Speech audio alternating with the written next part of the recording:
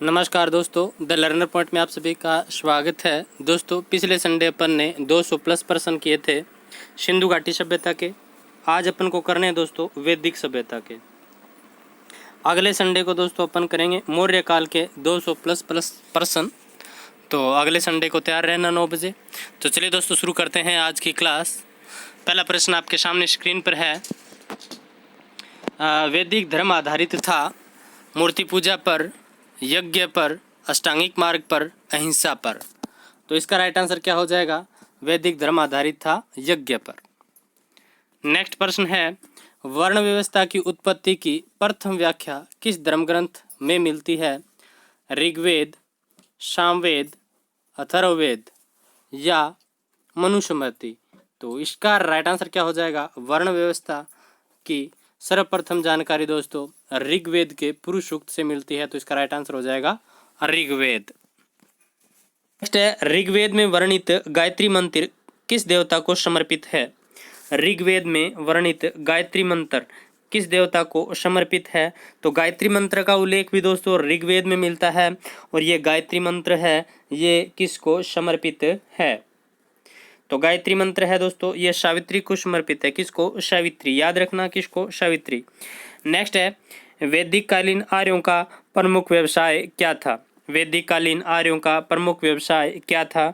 तो इसका right answer क्या हो जाएगा? पशुपालन था। क्या था? पशुपालन। प्रमुख व्यवसाय पूछा जा रहा है दोस्तों, ध्यान रखना। वैदिक कालीन आर्यों का प्रमुख व्यवसाय क्या था? तो पशुपालन था इनमें से। ठीक है।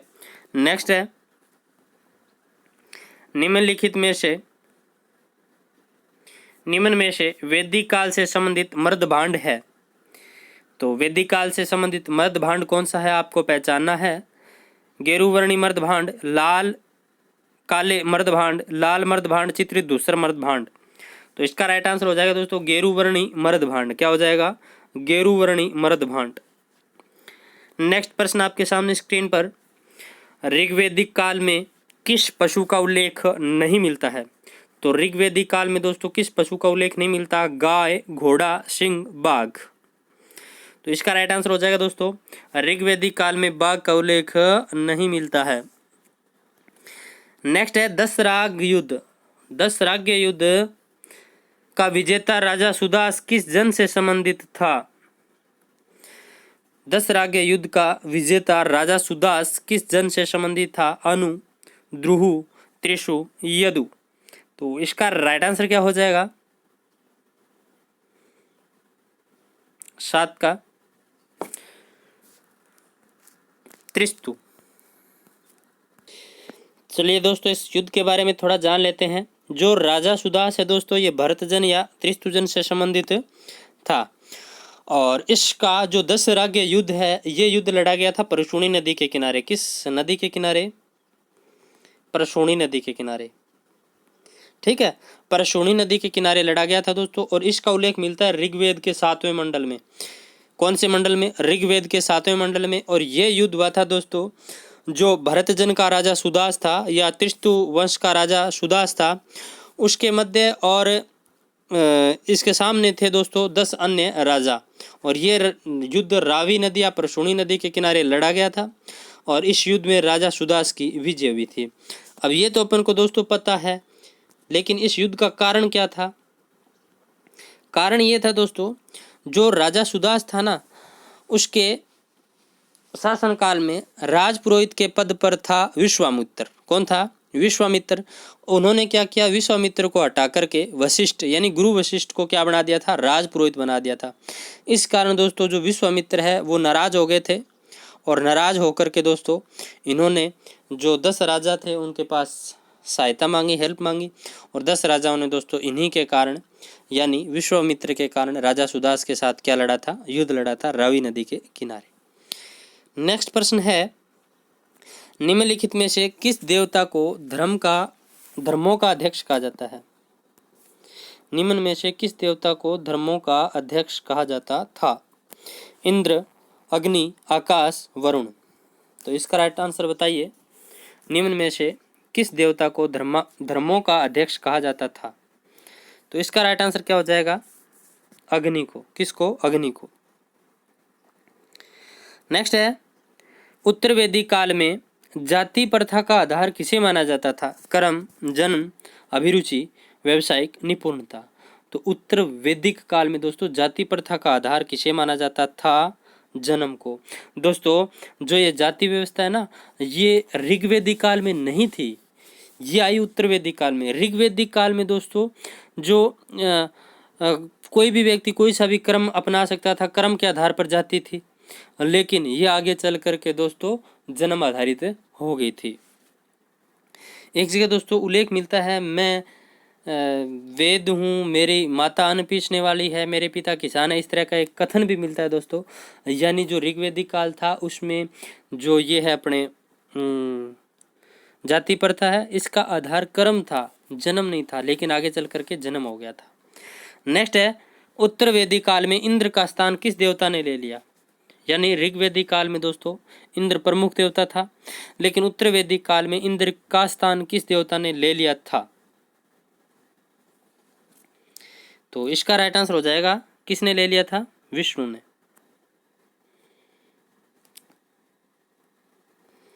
नेक्स्ट है, वैदिक युग के लोगों द्वारा सर्वप्रथम किस धातु का प्रयोग किया गया?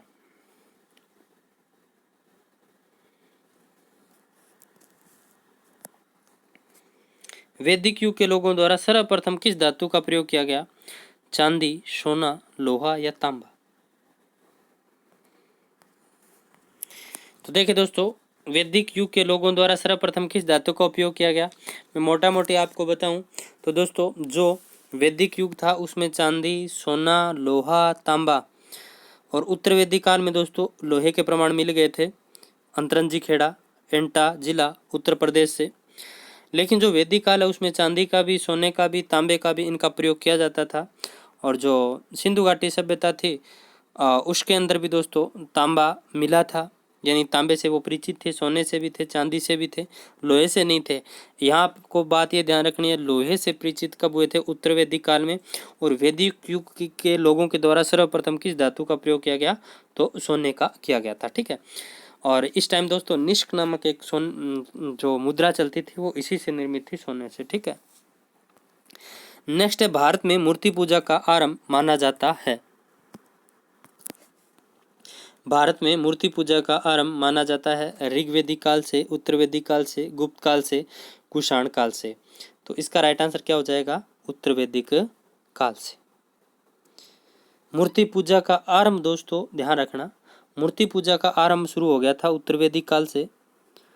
और वैसे दोस्तों सिंधु घाटी सभ्यता में भी मातृ देवी वगैरह की इनकी मूर्तियां मिली हैं, लेकिन भारत में मूर्ति पूजा का आरंभ उत्तर वैदिक काल में, और जो मंदिर निर्माण की कला है वो गुप्त काल से। ठीक है, नेक्स्ट है, ऋग्वेद में किस देवता के लिए पुरंदर शब्द का प्रयोग किया गया है? पुरंदर। तो दोस्तों ऋग्वेद में पुरंदर शब्द का प्रयोग किया गया है इंद्र के लिए। किसके लिए? इंद्र के लिए। नेक्स्ट है, शास्त्रीय संगीत के सिद्धांतों की विवेचना निम्नलिखित में से किस वेद में की गई है? शास्त्रीय संगीत की विवेचना निम्नलिखित में से किस वेद में की गई है? तो दोस्तों सिंपल सा सामवेद गायन से संबंधित है। नेक्स्ट है, भारत के प्रतीक चिन्ह के आधार पर अंकित शब्द सत्यमेव जयते किस ग्रंथ से लिया गया है? तो सत्यमेव जयते है दोस्तों, ये कहाँ से लिया गया है? तो इसका राइट आंसर हो जाएगा दोस्तों मुंडकोपनिषद। क्या हो जाएगा? मुंडकोपनिषद। नोट मांडुक्य उपनिषद ध्यान रखना, एक तो है मांडुक्य, एक है मुंडकोपनिषद। तो मुंडकोपनिषद है, कौन सा है? मुंडकोपनिषद। ये ध्यान रखना, कंफ्यूज मत होना, मांडुक्य नहीं है, मुंडको है। नेक्स्ट है, निम्न में से किस महिला द्वारा वैदिक काल में मंत्रों की रचना की गई? निम्नलिखित में से किस महिला के द्वारा वैदिक काल में मंत्रों की रचना की गई? तो इसका राइट आंसर क्या हो जाएगा? बी, अपाला के द्वारा। किसके द्वारा? अपाला। नेक्स्ट है, अथर्ववेद में वर्णित प्रथम कृषि वैज्ञानिक कौन थे? अथर्ववेद में वर्णित प्रथम कृषि वैज्ञानिक कौन थे? तो इसका राइट आंसर क्या हो जाएगा? पृथ्वेन्यू। याद रखना दोस्तों, प्रथम कृषि वैज्ञानिक अथर्ववेद में वर्णित प्रथम कृषि वैज्ञानिक पृथ्वेन्यू। ये मेरे सामने पहली बार प्रश्न आया है, आपके सामने आया होगा शायद, पर मेरे सामने ये पहली बार प्रश्न आया है। अथर्ववेद में वर्णित प्रथम कृषि वैज्ञानिक कौन था? तो पृथ्वेन्यू। नेक्स्ट है, वैदिक कालीन पर्वत मुंजवत को किस देवता का निवास स्थान माना जाता था? तो सोम का। किसका? सोम का। नेक्स्ट प्रश्न देखिए दोस्तों, निम्नलिखित में से वैदिक शब्दों में से कौन सा शब्द कृषि उपकरण का द्योतक नहीं है? यानी कौन सा शब्द कृषि से संबंधित नहीं है? तो ये नहीं है दोस्तों चरशेणी, बाकी लागल, वृक, सिर, ये दोस्तों कृषि से संबंधित उपकरण हैं वैदिक काल के। नेक्स्ट है दोस्तों अधर्यु। अधर्यु का अर्थ था, तो दोस्तों इसका राइट आंसर क्या हो जाएगा? यज्ञ कराने वाला पुरोहित अधर्यु कहलाता था। जो यजुर्वेद है, यजुर्वेद दोस्तों कर्मकांड से संबंधित है, जो गद्य और पद्य दोनों में लिखा गया है, और इसका जो पुरोहित होता था दोस्तों उसको अधर्यु कहा जाता था, और यह यज्ञ कराने वाला पुरोहित कहलाता था। ऐसे ही सामवेद का पुरोहित उद्गाता कहलाता था, अथर्ववेद का पुरोहित ब्रह्मा कहलाता था, और ऋग्वेद का पुरोहित होत्रिया होता कहलाता था। नेक्स्ट प्रश्न है, निम्नलिखित में से कौन सा वेद गद्य एवं पद्य दोनों में लिखा गया है? तो अभी मैंने आपको बताया था दोस्तों, गद्य और पद्य में यानी चंपू शैली में लिखा गया वो है यजुर्वेद। कौन सा है? यजुर्वेद। नेक्स्ट है, भारतीय तर्क विद्या का प्राचीनतम ग्रंथ है। भारतीय तर्क विद्या का प्राचीनतम ग्रंथ कौन सा है? तो इसका राइट आंसर क्या हो जाएगा? न्याय सूत्र। कौन सा है? न्याय सूत्र। नेक्स्ट प्रश्न है, गंगा घाटी में चावल का उत्पादन शुरू हुआ लगभग। दोस्तों चावल के प्राचीनतम साक्ष्य सिंधु घाटी सभ्यता टाइम से मिलते हैं, और गंगा घाटी में चावल का उत्पादन शुरू कब हुआ था? तो देखिए दोस्तों 1000 ईस्वी पूर्व। कब हुआ था? 1000 ईस्वी पूर्व।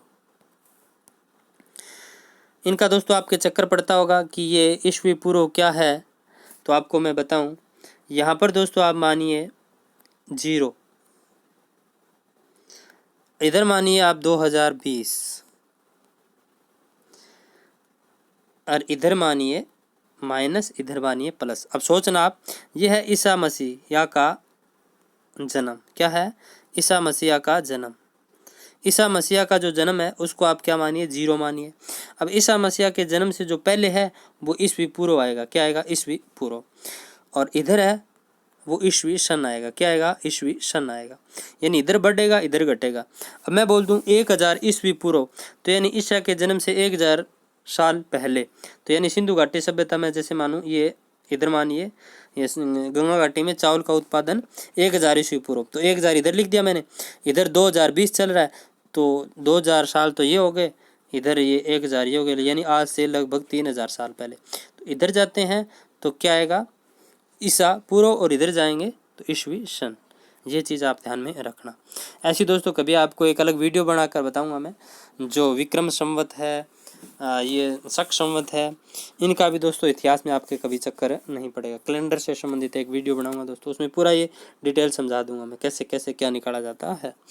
नेक्स्ट देखिए, मैक्स मुलर के मतानुसार आर्य मूल निवासी थे मध्य एशिया के, यूरेशिया के, अमेरिका के या चीन के। तो इसका राइट आंसर क्या हो जाएगा? मध्य एशिया के।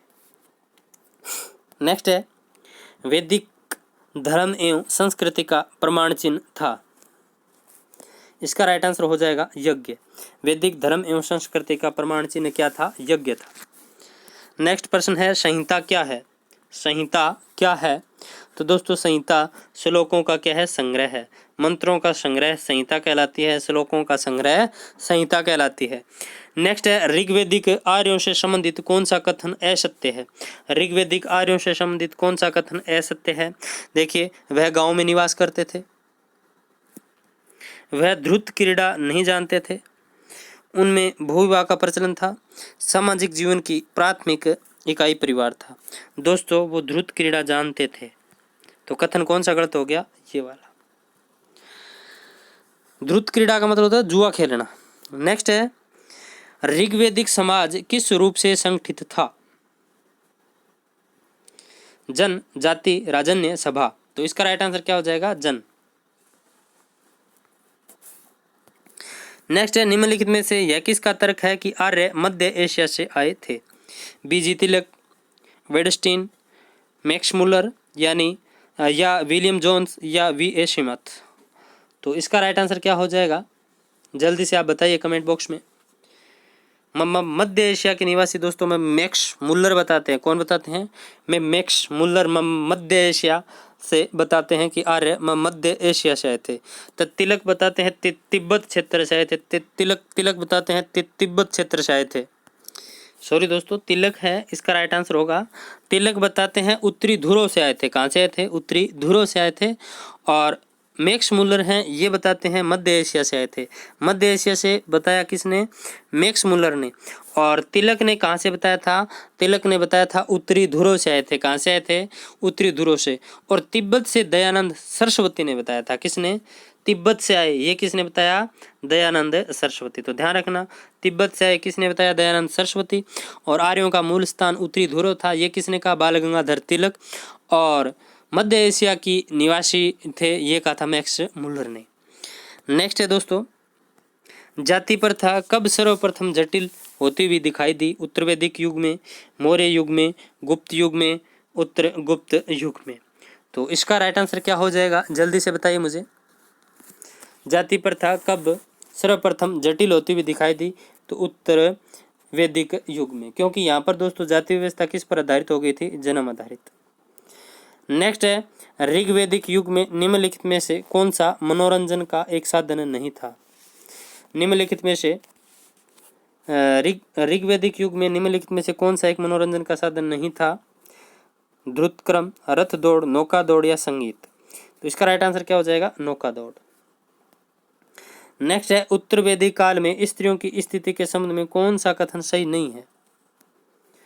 कौन सा कथन सही नहीं है? देखिए, उन्हें संपत्ति का अधिकार नहीं था, उन्होंने उपनयन संस्कार का अधिकार खो दिया था, उन्हें शिक्षा प्राप्ति का अधिकार नहीं था, उन्हें राजनीति में भाग लेने का अधिकार नहीं था। तो इसका राइट आंसर क्या हो जाएगा? 3 नंबर, उन्हें शिक्षा प्राप्ति का अधिकार नहीं था। ये दोस्तों कथन क्या है? सही नहीं। उन्हें संपत्ति का अधिकार नहीं था, उन्हें उपनयन संस्कार का अधिकार खो दिया, उन्हें राजनीति में भाग लेने का अधिकार नहीं था। लेकिन दोस्तों यहाँ पर उत्तर वैदिक काल में ये छीन लिया गया महिलाओं से, ये छीन लिया गया, ये छीन लिया गया, लेकिन शिक्षा का अधिकार नहीं छीना गया था। शिक्षा का अधिकार उत्तर वैदिक काल में भी था। ठीक है, और लेकिन वैदिक काल में तो सारे अधिकार थे दोस्तों। वैदिक काल में तो सभा समिति नाम की 2 उनका उल्लेख किया गया है, समितियों का उल्लेख किया गया है, उनमें महिलाएं भी भाग लेती थी। और इधर दोस्तों जो उपनयन संस्कार है वो महिलाओं का भी, मतलब बालिकाओं का भी होता था। संपत्ति में अधिकार था, राजनीति में भाग लेने का अधिकार था, शिक्षा प्राप्त करने का अधिकार था। लेकिन उत्तर वैदिक काल में थोड़ी जटिलता आ गई, उस वजह से बाकी सारे अधिकार छीन लिए गए महिलाओं से और उन्हें शिक्षा प्राप्त करने का अधिकार तो था। नेक्स्ट है, गायत्री मंत्र का संबंध है सामवेद से, यजुर्वेद से, ऋग्वेद से, अथर्ववेद से। तो गायत्री मंत्र का संबंध किससे है? ऋग्वेद से है। नेक्स्ट है, ऋग्वैदिक समाज में राज सत्ता के विकास के पीछे मूल कारण क्या था? पैतृक संगठन, नए प्रदेशों को जीतने की इच्छा, युद्ध का दबाव, समाज को एक संगठन प्रदान करने की इच्छा। तो इसका राइट आंसर क्या हो जाएगा? युद्ध का दबाव।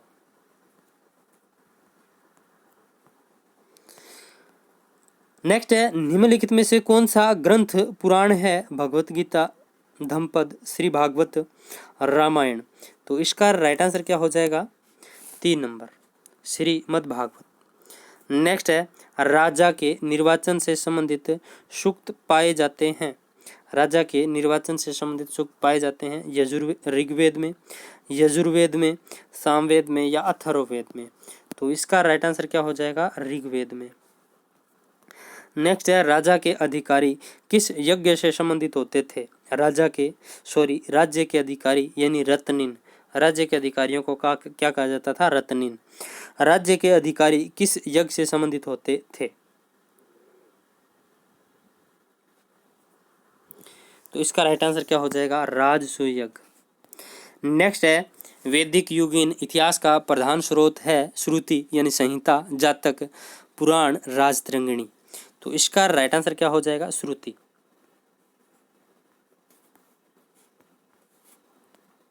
नेक्स्ट है, वैदिक युग में राजा के पश्चात महत्वपूर्ण अधिकारी थे सेनानी,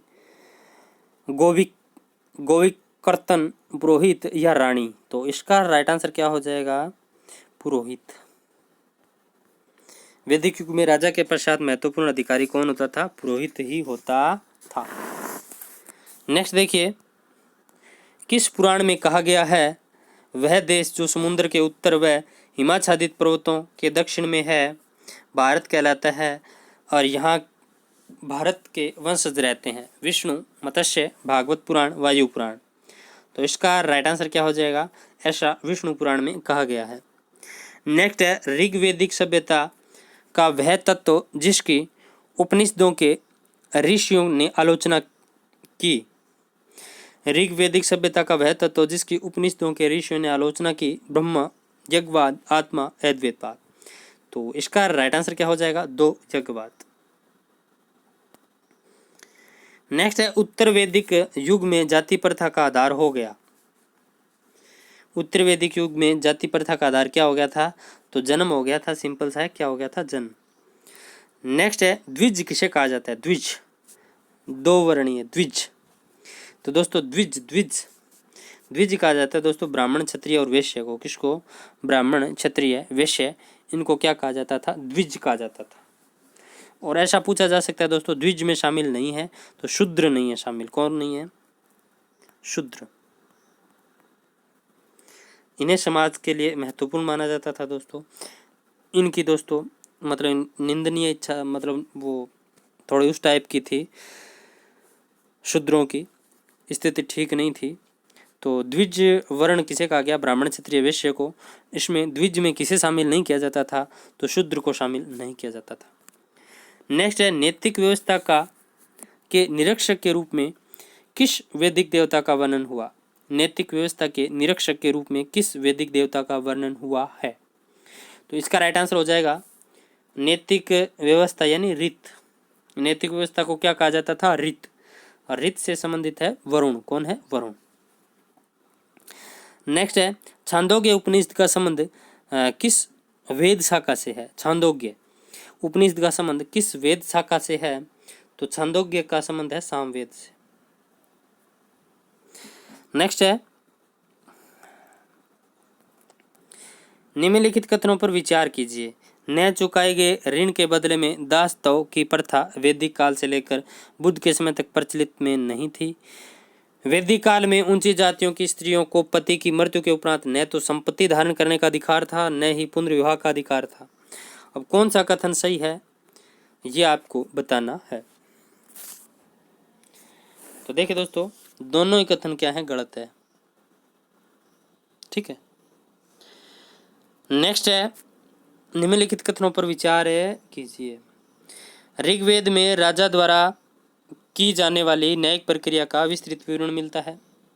नेक्स्ट है, अथर्ववेद में वस्त्रों को दोस्तों ये कहा जाता था, देखिए, द्रुष। और बकरी की खाल अजीन का व्यापारिक वस्तुओं के रूप में उल्लेख मिलता है।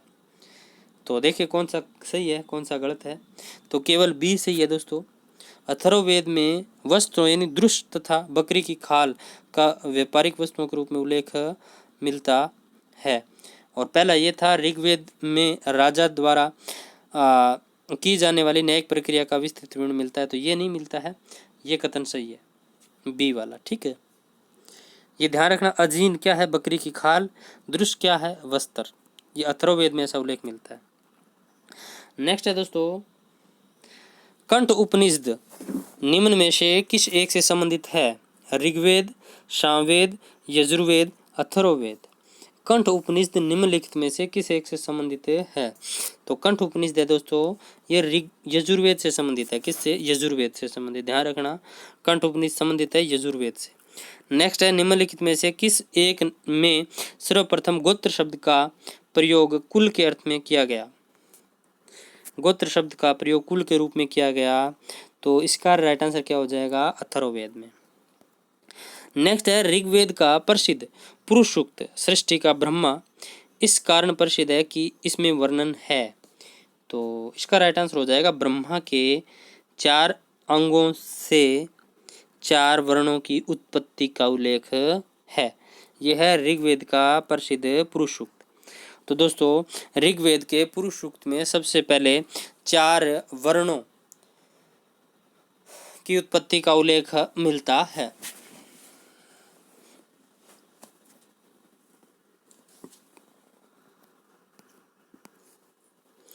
तो याद रखना दोस्तों, वर्ण व्यवस्था का उल्लेख सबसे पहले कहाँ मिलता है? पुरुष सूक्त में मिलता है, ऋग्वेद के। ठीक है। नेक्स्ट है, परवर्ती काल में वैदिक धर्म ब्राह्मणवाद के रूप में जाना गया क्योंकि परवर्ती काल में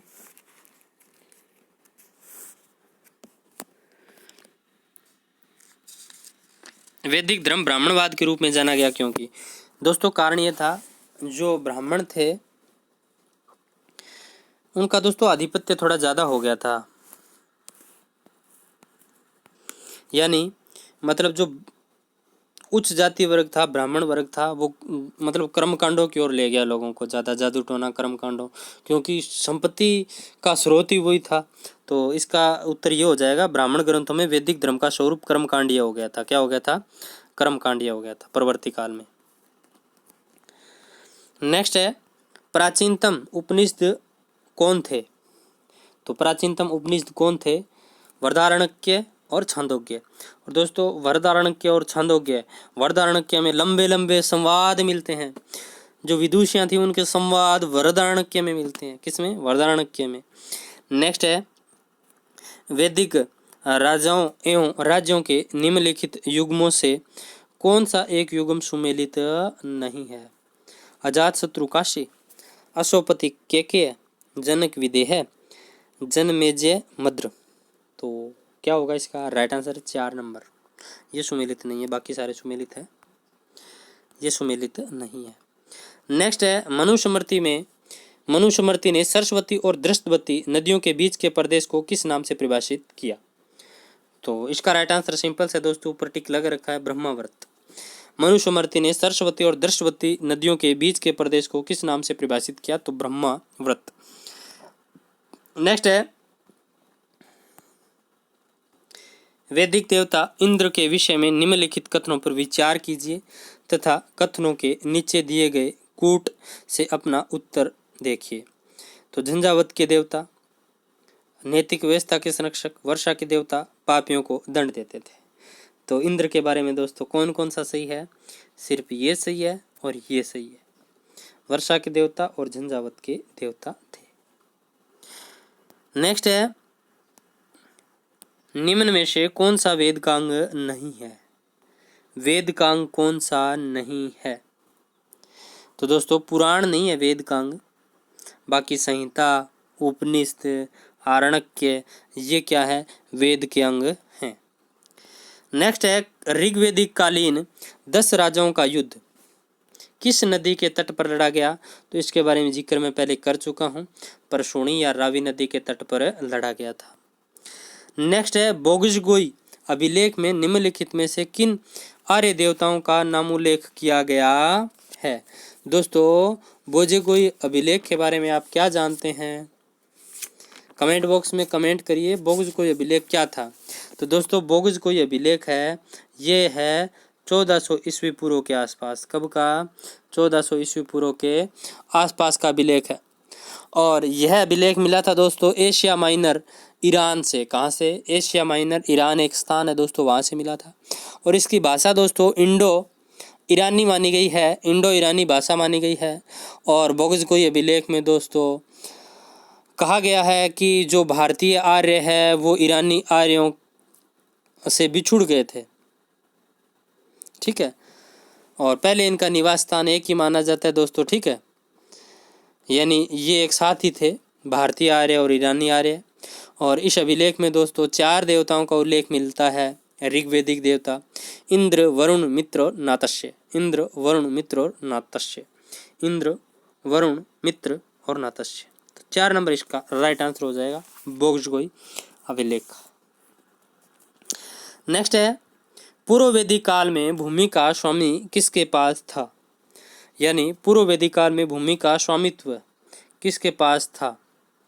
निजी व्यक्ति, छोटे परिवार, संपूर्ण कबीले, उक्त में से कोई नहीं। तो इसका राइट आंसर क्या हो जाएगा? संपूर्ण कबीले के पास। नेक्स्ट है, याज्ञवल्क्य या याज्ञवल्क्य और गार्गी का संवाद मिलता है सामवेद में, शतपथ ब्राह्मण में, वृहदारण्यक के उपनिषद में, प्रश्नोपनिषद में। तो इसका राइट आंसर क्या हो जाएगा? 3 नंबर, वृहदारण्यक के उपनिषद से।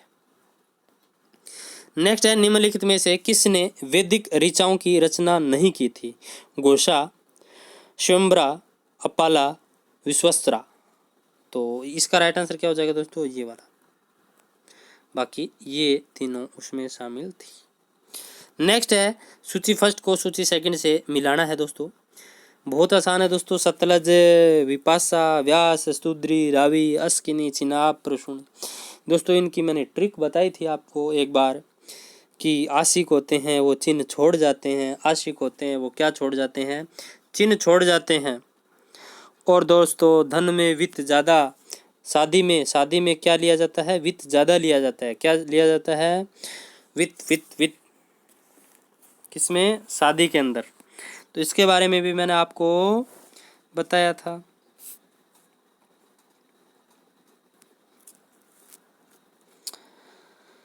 व्यास का विपाशा, व्यास का क्या हो जाएगा? विपाशा। सतलज स्तुद्री, सतलज से क्या हो जाएगा? स्तुद्री। रावी का क्या हो जाएगा? परशुणी। इसकी दोस्तों एक ट्रिक बनाई हुई है मेरी, पूरी नदियों की ट्रिक है। आप प्लेलिस्ट में जाएंगे इतिहास की, उसमें आपको एक ट्रिक मिलेगी नदियों की, पुराने नामों की, वो जरूर देखना। नेक्स्ट है अथर्ववेद में वर्णित प्रथम कृषि वैज्ञानिक कौन था? तो दोस्तों इसका राइट आंसर क्या हो जाएगा? पृथुवेन्य। नेक्स्ट है निम्नलिखित में से किसने यह माना कि आर्यों का मूल स्थान आर्कटिक प्रदेश था? तो आर्कटिक प्रदेश था उत्तरी ध्रुव। एक ही बात है दोस्तों, आर्कटिक प्रदेश या उत्तरी ध्रुव। बीजी तिलक और दयानंद सरस्वती ने क्या बताया था? तिब्बत। मध्य एशिया किसने बताया था? Max Muller. नेक्स्ट प्रश्न है विष्णु का प्राचीनतम उल्लेख कहाँ मिलता है? विष्णु का प्राचीनतम उल्लेख कहाँ मिलता है? तो ऋग्वेद में मिलता है विष्णु का प्राचीनतम उल्लेख। नेक्स्ट है मैत्रेय संहिता का संबंध है ऋग्वेद से, सामवेद से, यजुर्वेद से, अथर्ववेद से। तो मैत्रेय संहिता का संबंध किससे है? यजुर्वेद से। किससे? यजुर्वेद से। नेक्स्ट है ऋग्वेद के किन मंडलों को वंश मंडल के नाम से जाना जाता है? तो ऋग्वेद के किन मंडलों को वंश मंडल के नाम से जाना जाता है? तो द्वितीय से सप्तम को। नेक्स्ट है ऋग्वेद में निम्नलिखित में से किस शिल्प का उल्लेख नहीं है? हाथी दांत पर उत्कीर्ण या मर्दभांड संरचना, बुनाई, बढ़ईगिरी। तो ऋग्वेद में निम्नलिखित में से किस शिल्प का उल्लेख नहीं है?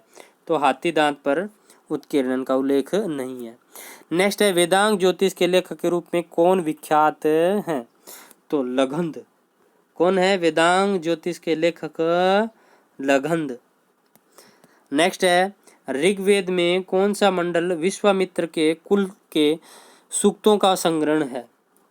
तो दोस्तों बताइए कौन सा मंडल विश्वामित्र के कुल के सूक्तों का संग्रह है? तो 3 नंबर।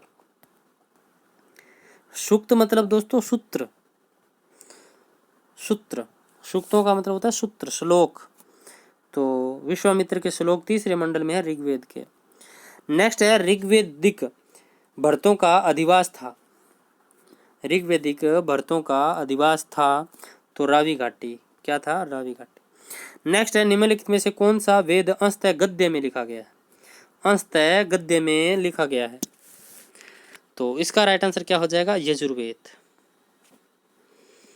गद्य पद्य दोनों में लिखा गया चंपू शैली। नेक्स्ट है ऋग्वेद में निम्नलिखित देवताओं में से किसके लिए वर्णन है कि उसका रथ बकरे खींचते थे? उसका रथ बकरे खींचते थे तो पुष्पवन। नेक्स्ट है यानी ऐसा कौन सा देवता था जिसका रथ बकरे खींचते थे? तो पुष्पवन।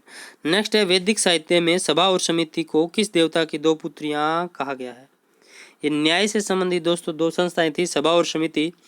राजा को गद्दी पर से उतारने के लिए, मतलब ये सभा समिति 2 संस्थाएं थी दोस्तों।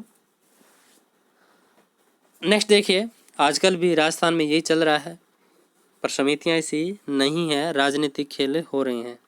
तो प्रजापति की 2 पुत्रियां कहा गया। नेक्स्ट है निम्नलिखित में से कौन सी बात ऋग्वेदिक स्त्रियों के संदर्भ में सही नहीं है? तो देखिए वे सभा की कार्यवाही में भाग लेती थी, बिल्कुल सही बात है। वे यज्ञों का अनुष्ठान करती थी, बिल्कुल सही बात है। नेक्स्ट है वे युद्धों में सक्रिय भाग लेती थी, ये भी सही बात है। नेक्स्ट है रजस्वला होने से पहले ही उनका विवाह हो जाता था, गलत बात है दोस्तों। लड़की की दोस्तों एक निर्धारित मतलब बाल विवाह नहीं होते थे इस टाइम, ठीक है। रजस्वला होने के पहले ही उनका विवाह हो जाता था, ये बात गलत है। नेक्स्ट है ऋग्वेदिक की बात है। नेक्स्ट है निम्नलिखित ग्रंथों में प्रमुखतः किसमें यज्ञ वेदियों के निर्माण का विवरण मिलता है? तो इसका राइट आंसर हो जाएगा दोस्तों सुलभ सूत्र में। किसमें? सुलभ सूत्र। नेक्स्ट है निम्नलिखित में से कौन सा कथन उपनिषदों के विषय में सही नहीं है? तो कौन सा कथन उपनिषदों के संबंध में सत्य नहीं है? तो देखिए दोस्तों, वृहदारण्यक के व छांदोग्य उपनिषद गद्य में है, ये सही नहीं है। अब सही कौन कौन से वो देख लेते हैं। कंठोपनिषद प्राचीनतम उपनिषदों में से एक है, बिल्कुल ठीक बात है। उपनिषद घोषणा करते हैं कि मोक्ष ज्ञान से संभव है, न कि आस्था से, सही बात है। उपनिषद तपश्चर्या के जीवन को मोक्ष के लिए परम आवश्यक नहीं मानते, ये भी बात सही है। नेक्स्ट है ब्राह्मण क्या है? तो दोस्तों ब्राह्मण क्या है? ये है दोस्तों यज्ञ एवं बलि संबंधी अनुष्ठानों का पाठ, ठीक है, ये ब्राह्मण है। नेक्स्ट है निम्नलिखित में से किसे सोम यज्ञ माना जाता है? निम्नलिखित में से किसे सोम यज्ञ माना जाता है? तो इसका राइट आंसर हो जाएगा दोस्तों अग्निष्ठ होम, ठीक है। नेक्स्ट है सूची फर्स्ट को सूची सेकंड से मिलाना है। तो देखिए दोस्तों मैं मिलाता हूँ। ए का क्या हो जाएगा? मीमांसा जेमिनी। मीमांसा ज्ञान मीमांसा जेमिनी की रचना है। सांख्य दर्शन के प्रणेता कौन थे?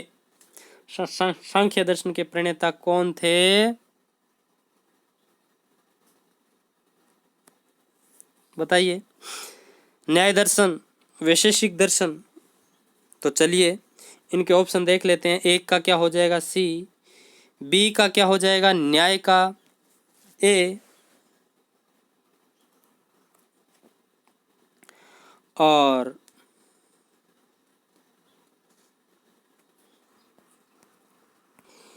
तो इसमें थोड़ा सा डाउट लगा दोस्तों मुझे। जो मीमांसा दर्शन है ये है जेमिनी का। किसका? जेमिनी का। और जो न्याय दर्शन है ये किसका है दोस्तों? गौतम ऋषि का। और जो दोस्तों सांख्य दर्शन है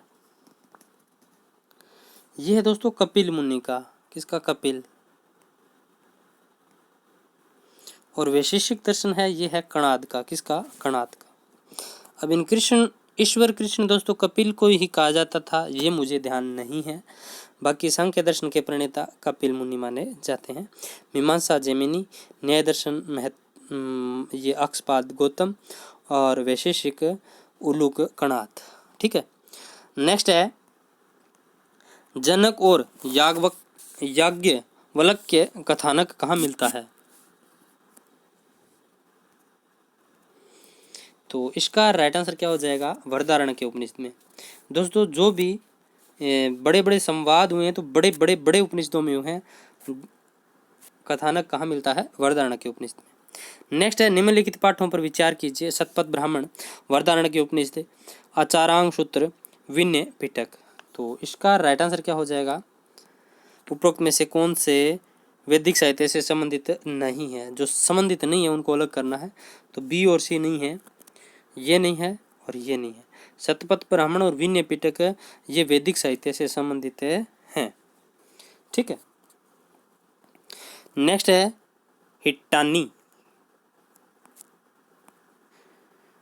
सॉरी दोस्तों इसका राइट आंसर क्या हो जाएगा? जो ये वाला मैंने आपको गलत बता दिया, एक मिनट। निम्नलिखित पाठों पर विचार कीजिए। तो इसका राइट आंसर होगा सी और डी। क्या होगा? सी और डी। कौन सा संबंधित नहीं है? तो ये दोनों नहीं है दोस्तों। ये विनय पिटक बोध से संबंधित है, ये आचारांग सूत्र भी से संबंधित नहीं है। ये दो संबंधित है दोस्तों, ठीक है। ये दोनों नहीं है, ठीक है, ये नहीं है संबंधित। नेक्स्ट है हिट्टानी संस्कृति की धार्मिक आस्था में निम्नलिखित में से कौन से वैदिक देवता विद्यमान थे? तो कौन से थे? हिट्टानी संस्कृति की धार्मिक आस्था में निम्नलिखित में से कौन से देवता विद्यमान थे? तो इंद्र, वरुण, मित्र और नातस्य। हिट्टानी संस्कृति इंद्र, वरुण, मित्र, नातस्य। और बोगस को यह अभिलेख में इन चार का उल्लेख मिलता है।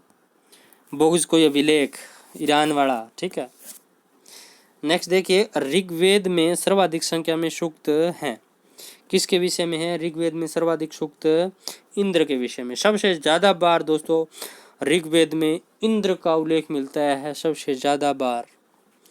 नेक्स्ट है, उसके बाद 2 नंबर का अग्नि आता है। पूछ ले आपसे ऋग्वेदिक काल का फेमस प्रसिद्ध देवता कौन था? तो इंद्र था। 2 नंबर पे अग्नि था, ठीक है। सबसे ज्यादा बार उल्लेख अग्नि का मिलता है, इंद्र का मिलता है, फिर अग्नि का मिलता है। नेक्स्ट है, निम्नलिखित ब्राह्मण मूल ग्रंथों में से कौन सा एक ऋग्वेद से संबंधित है?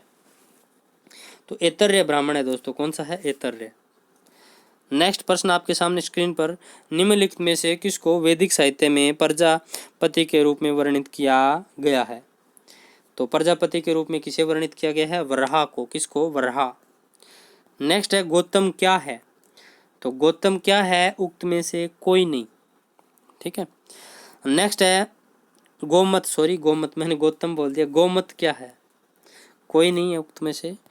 नेक्स्ट है, ये पढ़ने की भूल होती है दोस्तों ऐसे प्रश्न में। इसको गौतम पढ़ गया था, ठीक है, गौतम, और ये गोमत लिखा हुआ है।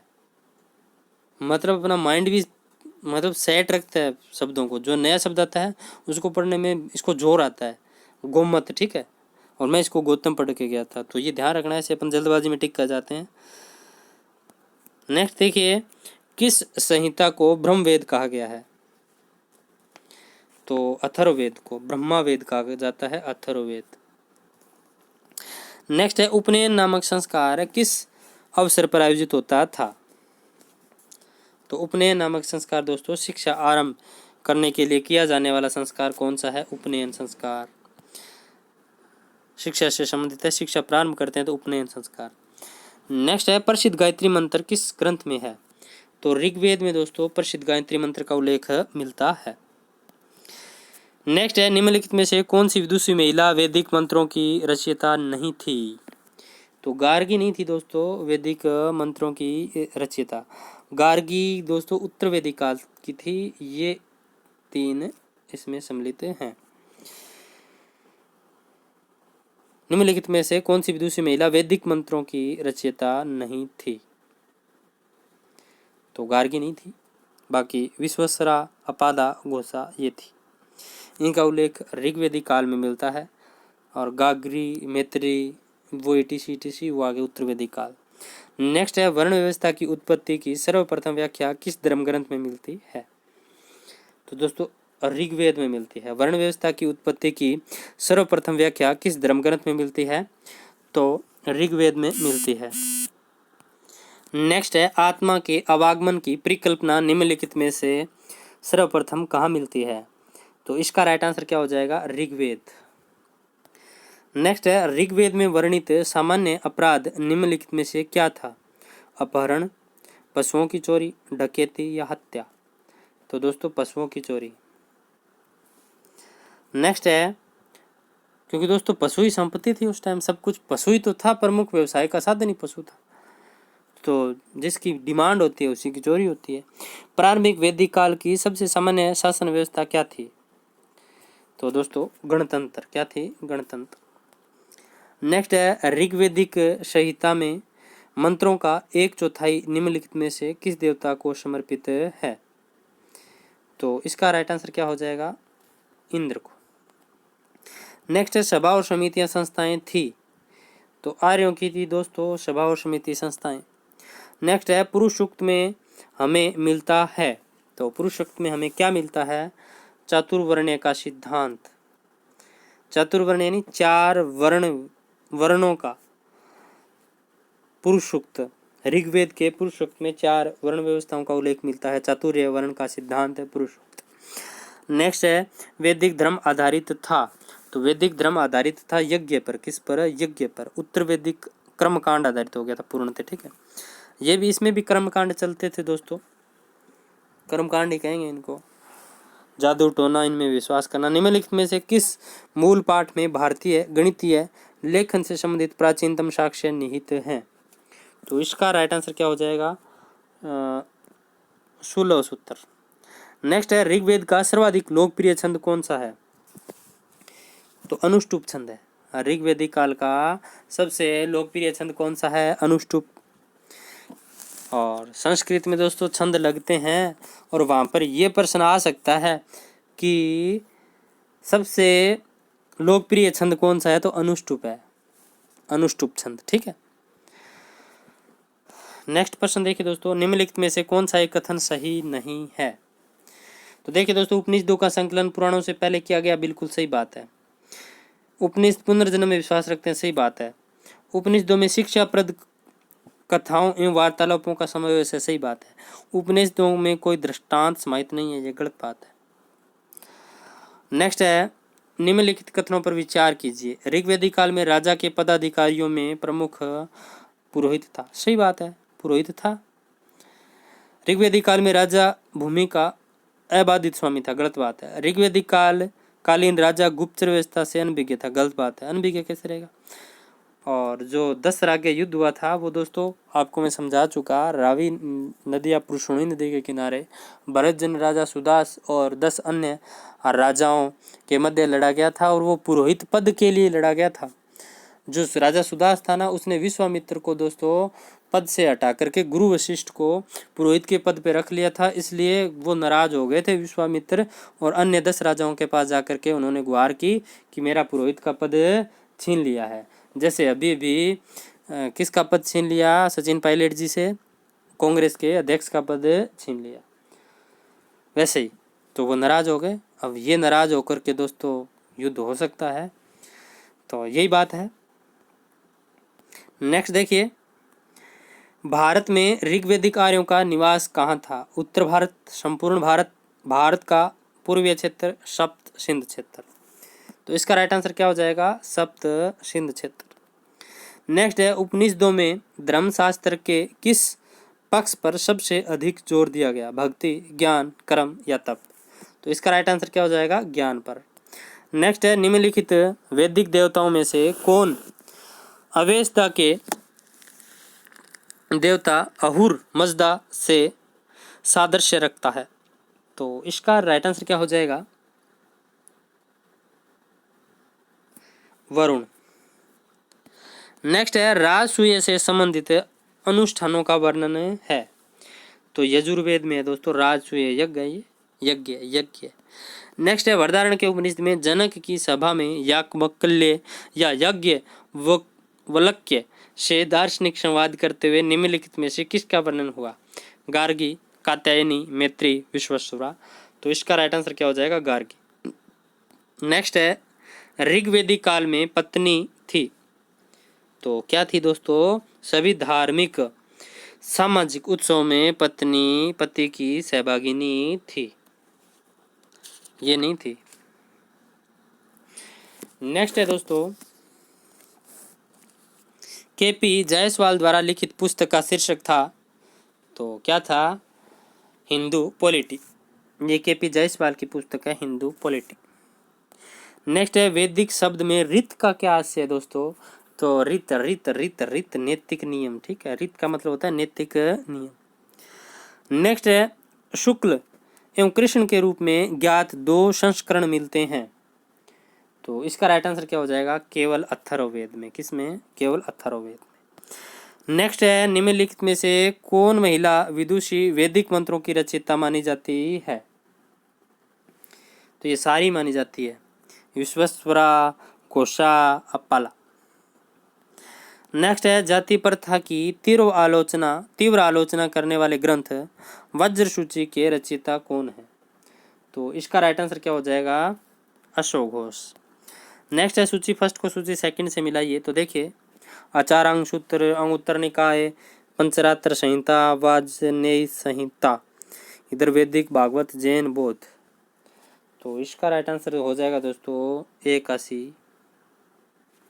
आचारांग सूत्र जैन से, अंगुत्तर निकाय बौद्ध ग्रंथ। महाजनपदों का उल्लेख मिलता है अंगुत्तर निकाय में, ध्यान रखना, अंगुत्तर निकाय में। सी का ए हो जाएगा पंचरात्र संहिता, वैदिक वाजसेनी संहिता, भागवत। नेक्स्ट है सबसे पूर्व जाने वाली स्मृति है, सबसे पूर्व जाने वाली स्मृति है वशिष्ठ, याज्ञवल्क्य, मनु, बोधायन। सबसे पूर्व में जाने वाली स्मृति है, जानी जाने वाली स्मृति है, ऐसे प्रश्न होगा ये। मनु स्मृति, यानी सब स्मृतियों में सबसे ऊपर की कौन है तो मनु स्मृति है, बात ये है। नेक्स्ट है प्राचीनतम ग्रंथ है, तो दोस्तों प्राचीनतम ग्रंथ कौन से हैं, 3 ये हैं। नेक्स्ट है प्रारंभिक वैदिक कालीन आर्यों का मुख्य व्यवसाय क्या था, तो पशुपालन था। नेक्स्ट है निम्नलिखित में से किसमें पुनर्जन्म का विश्वास स्वीकृत है, तो इसका राइट आंसर क्या हो जाएगा, हिंदू धर्म, बौद्ध धर्म, जैन धर्म, सब में है। नेक्स्ट है ऋग्वेद का एक संपूर्ण मंडल निम्नलिखित देवताओं में से किस एक को समर्पित सूक्तों का संग्रह है, तो इसका राइट आंसर हो जाएगा सोम।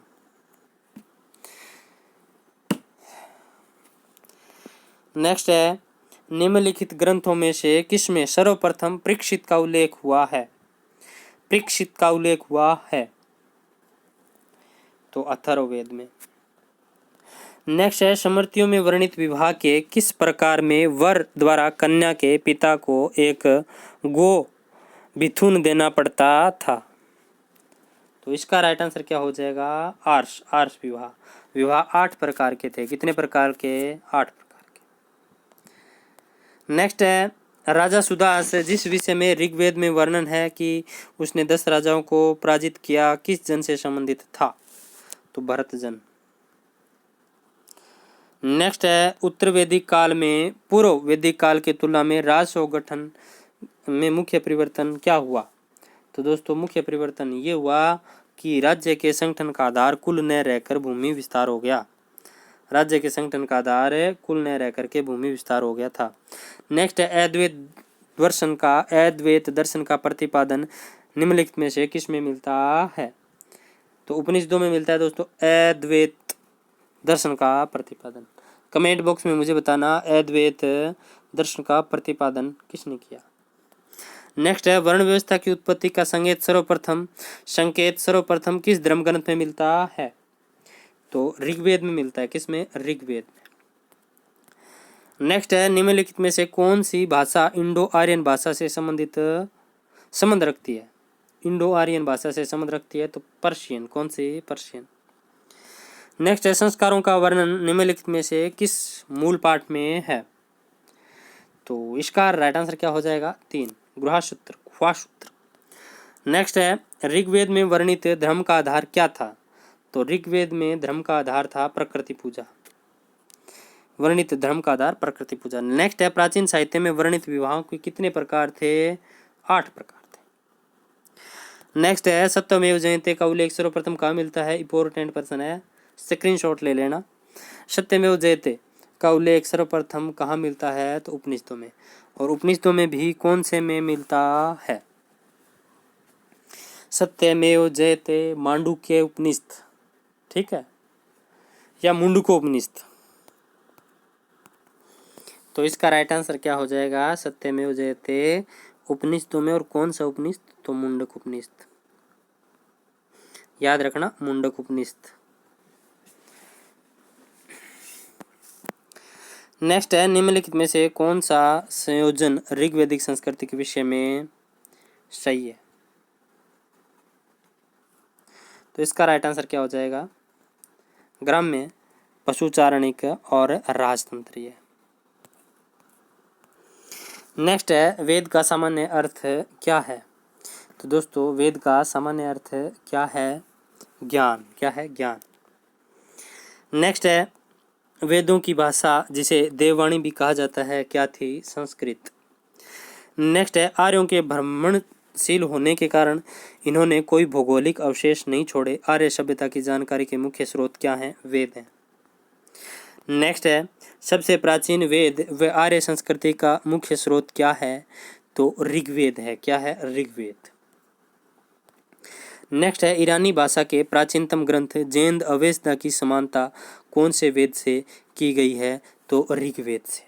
नेक्स्ट है सामान्यतः वैदिक संस्कृति किस काल की मानी जाती है? तो दोस्तों 1500 से 600 ईस्वी पूर्व की मानी जाती है। नेक्स्ट है आर्यों का मूल स्थान कौन सा है?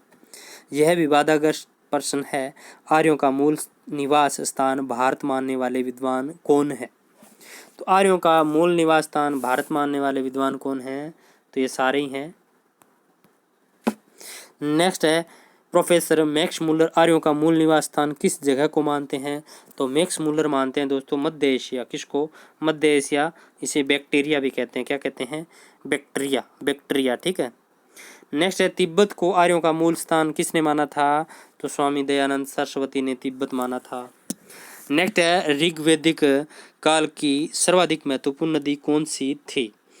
तो सिंधु थी। कौन थी? सिंधु थी। ऋग्वैदिक काल की सर्वाधिक महत्वपूर्ण नदी कौन सी थी? सिंधु।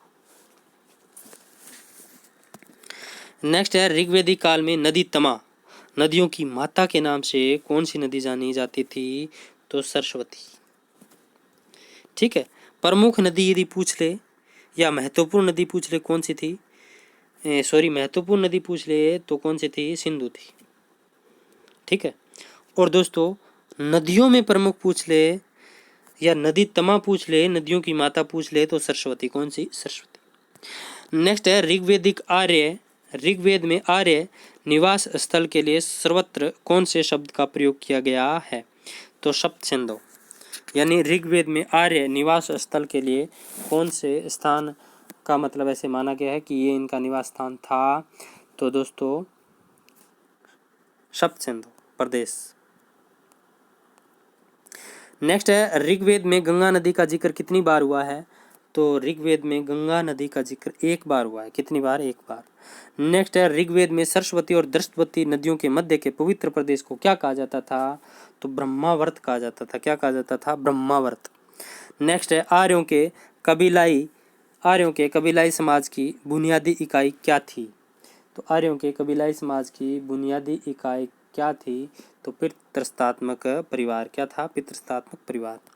नेक्स्ट है ऋग्वेद में पंचजन्य कहे जाने वाले कबीलों में निम्नलिखित में से कौन था? तो इसका राइट आंसर क्या हो जाएगा? उपरोक्त सभी। नेक्स्ट है वैदिक काल में गांव के मुखिया को क्या कहते थे? मुखिया, पटेल, नंबरदार या ग्रामीणी? तो इसका राइट आंसर क्या हो जाएगा? ग्रामीणी कहते थे। क्या कहते थे? ग्रामीणी। तो ये थे दोस्तों आज के महत्वपूर्ण प्रश्न। आपको कैसे लगे मुझे कमेंट बॉक्स में ज़रूर बताना। इसके साथ साथ दोस्तों वीडियो को लाइक करना, शेयर करना ज़्यादा से ज़्यादा। और अगले रविवार को दोस्तों आपका टेस्ट रहेगा मौर्य काल का। किसका? मौर्य काल का। तो आप अगले संडे को दोस्तों, अगले संडे तक 7 दिन आपके पास, मौर्य काल अच्छे से पढ़ लेना आप। फिर दोस्तों आप टेस्ट ज़रूर देना। तो मिलते हैं दोस्तों अगले संडे। तब तक राम राम।